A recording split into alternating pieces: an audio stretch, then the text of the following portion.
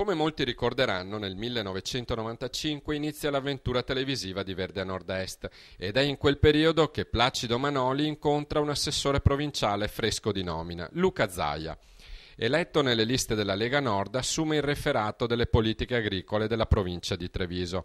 In questi anni, attraverso più di 700 puntate e 15 anni di programmazione televisiva, Verde a Nord-Est ha avuto l'opportunità di documentare e testimoniare ciò che un assessore può fare per l'agricoltura della sua provincia.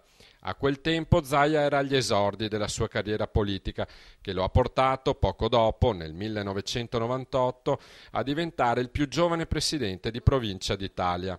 Oltre al lavoro sul territorio trevigiano abbiamo seguito le iniziative dell'allora presidente provinciale anche all'estero. Ricordiamo tra gli altri il viaggio in Ghana, l'esperienza di New York, quella a Fruit Logistica di Berlino o il Provine di Düsseldorf.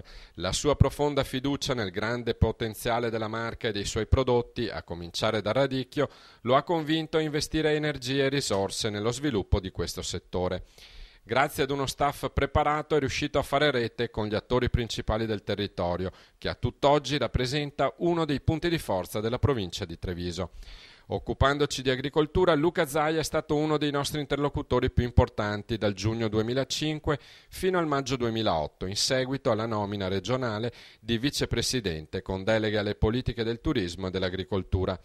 Dopo l'esperienza al Ministero, ora lo aspetta quella di governatore del Veneto. Vista la molta strada fatta insieme, Verde a Nord-Est fa i migliori auguri di buon lavoro a Luca Zaia.